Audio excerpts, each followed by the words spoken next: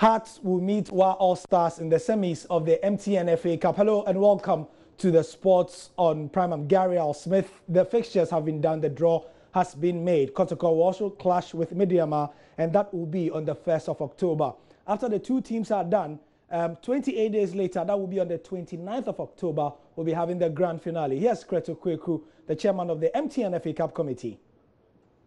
We've come to a very important stage, a stage where, out of their own performances, the boys have been separated from the men. The men here are Kotoko, Hearts of Oak, Midyama Sporting Club. I almost said Brekum Chelsea for some strange reasons. And of course, Wa All Stars. On the weekend of September 30th and October 1st, the Football Association will present a unique platform for these four teams to fight on the pitch to end the bragging rights and to qualify to the grand finale of this big competition. There's one particular topic I'm sure everybody is interested in. I've been asked this question so many times on various media platforms, and the question has been simple. What monetary reward is at stake or will be at stake for our competing teams? Over the years, the FA has tried to motivate the clubs to be competitive. The FA has also tried to cushion the clubs as and when they start to prepare for their campaign in the CAF organized competition, which is the Confederations Cup. Two teams will make it to the grand finale. Usually, a club that loses a grand finale match must not receive any monetary reward. But the FA takes notice of the fact that each of the two teams must prepare, must camp, and ensure that their players will be ready to fight for the coveted trophy. For which reason, I can announce that the runner-up, I don't want to say the winner, the loser, sorry. The runner-up will take home 15,000 Ghana cedis.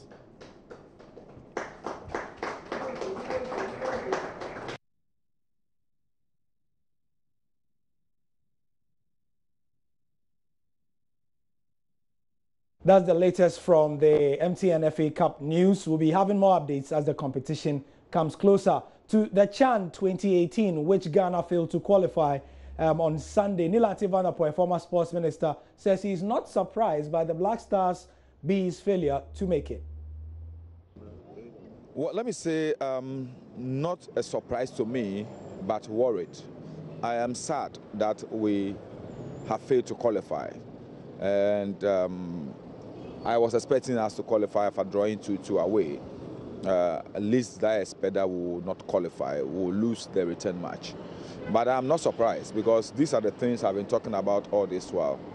That if we continue to develop the cow dunk management style of our management of our football, we will always reap these results. It is not well with our football. It is only hypocrites who are continually saying all is well. And then when you talk about it, they send their hawks around radio stations and other media houses to hound you and to insult you and use all sorts of words against you.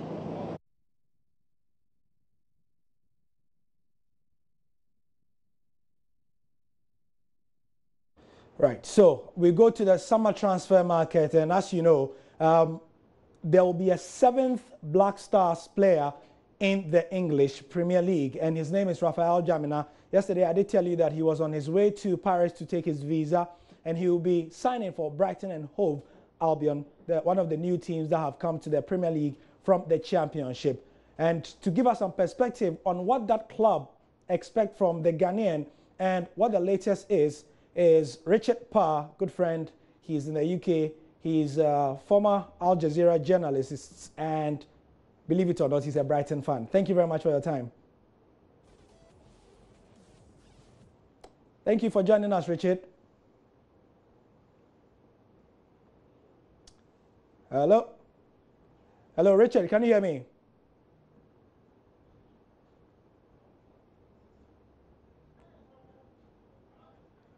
Okay, we'll speak to Richard in a bit, but PSG are also close on Kylian Mbappe. As you know, the young man has been a subject of a lot of transfer speculation, and we understand that up to £120 million is what PSG want for him. We can promise you the final 9 days will not be dull, and immediately we will go to PSG. Some serious intent from them once again in this window. We understand they've made an initial loan move for Kylian Mbappe, which includes Lucas Moura moving in the other direction. The proposal is a loan with an agreement to buy next summer. PSG, of course, are mindful of meeting UEFA's financial fair play rules following the world record signing of Neymar. We're told by well-placed sources that Monaco and PSG are far from an agreement at this stage, and they may not stop there. Sky in Italy are reporting that PSG are also in talks to sign Fabinho. If that happens, PSG are building quite a formidable side. Just over a week left of this window then, as we mentioned, and we're still no wiser as to where Diego Costa and how this saga plays out. Talks are ongoing for him to move back to Atletico Madrid. As of this morning, a compromise has not yet been reached, contrary to some reports in Spain. The extraordinary standoff has been described as a drama by those close to the player. Antonio Conte laughed off questions about him last week. Richard, for the last time, can you hear me?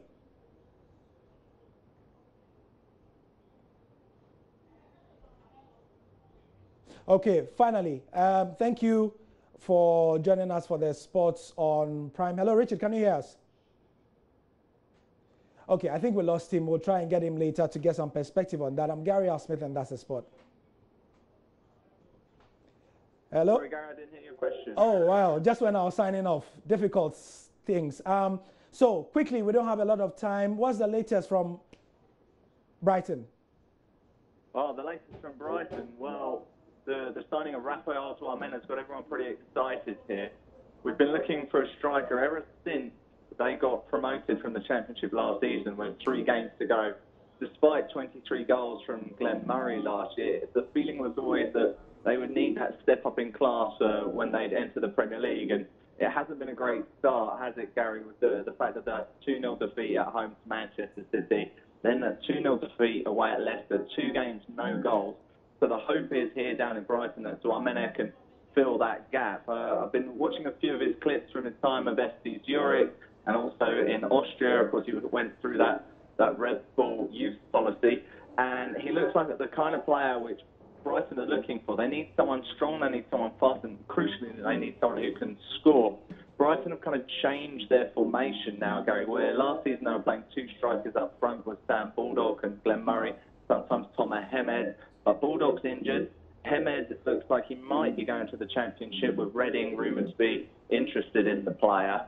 But it looks like Tchouameni might be the player to play up by himself, because they brought in Christian Gross to play like a number 10 position. So it'll be interesting to see how he gets on down here at the Amex. What Ghanaians want to know is simple. He'll become the 7th Ghanaian player in the Premier League. A lot of the Ghanaian players are not getting regular playing time. Do you think Brighton will be able to offer this talented 21-year-old an opportunity on a weekly basis? Well, if you look at the players Brighton have signed this summer, Gary, they have absolutely smashed their record purchases. They bought a goalkeeper for £5 million. They bought a winger just this week called Jose Izquierdo for £13.5 million. So Tchouameni, the price is rumoured to be around about £10 million. So he'll be the 2nd most expensive signing in Brighton's history. You know, Brighton have come from absolutely nowhere, from the 4th tier of English football, where their record signings were for $250,000. So if Tony Bloom, who's a very shrewd businessman, the chairman of Brighton, if he's going to fork out £10 million for a striker, I think it's almost certain that Tchouameni is going to start, he's going to play, and hopefully for the Brighton fans, he's going to score as well. Worth the wait. Thank you very much, Richard Parr. Thank you for your trouble. We appreciate it. And really, that's the Sport for now.